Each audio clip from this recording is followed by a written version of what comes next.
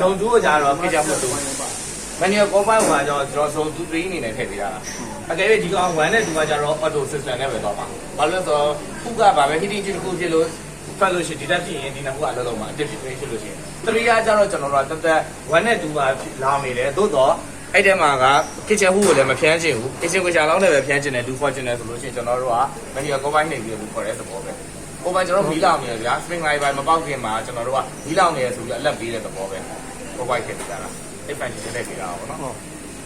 အဲ့ခုနကပြန်ပိတ်နေတယ်ဆိုရင်ပြန်ပိတ်ချင်တယ်ဆိုလို့ရှိရင်အခုနှိမ့်လိုက်ပြန်ပိတ်ချင်တယ် store ဆောင်လာနှိမ့်လိုက်လို့ရှိရင်ဒီကုန်းကုလောဟိုပြတ်သွားလိမ့်မယ်ဒါပေမဲ့ပြန်ရသွားမယ်ဒါပေမဲ့ဒါကဒီတစ်ဖွဲ့ရက်နေတာဒါပေမဲ့ဒီမှာ fire ဆိုတာပေါ်နေတယ်ဒီနေအောင်ပေါ်နေတဲ့ဟာကို reset ချလို့ရှိရင်တော့ reset နိုင်ကြမှာရအောင်ဒီကောင်ရင်ဟွာပေါ့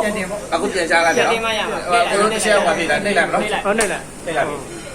နှိမ့်လိုက်တယ်ဒီပေါ်နှိမ့်တယ်ဒါနှိမ့်တာလေပြင် silent buzzer ဒီပြန်တဲ့ဟာကိုပြင်ကြကြောက် silent buzzer ဒီကောင်ပြန်ထုတ်လိုက်ရင်ဒီစနေလည်းမရမရတော့နော်အဲ့ဆိုလို့ရှိရင်သူက sign format ဆိုလို့ရှိရင်ဒီကပန်နေရလည်းမိနေလိမ့်မယ် fire ဖြစ်နေဆိုတဲ့အကြောင်းဘဲနဲ့ကောပိုင်းရလည်းမိနေလိမ့်မယ်အဲ့တော့ကျွန်တော်တို့က store sound တာကို silent buzzer ကိုနှိမ့်မှဒီတစ်ခုလုံးကတန်းပြောက်သွားမှာအဲ့ချက်မှာကျွန်တော်တို့ကဒီကောင်ကဟုတ်တယ်မတင်တော့မရဘူး reset ချလိုက်တင်နောက်တစ်ခါအလန်းထပ်ပြီ reset ချလိုက်မှာကျွန်တော်တို့ဒီကောင်တော့နဲ့ဖွင့်ပြီးပါဟိုတင်ပြီးမှဟို reset ချreset ချပဲနဲ့မချပဲနဲ့ကိုလို reset နေလိုက်နောက်တစ်ခါပဲပြီးပဲနဲ့ reset ပြန်ချလိုက်နောက်တစ်ခါပြန်ကြည့်မယ်ပုံမှန်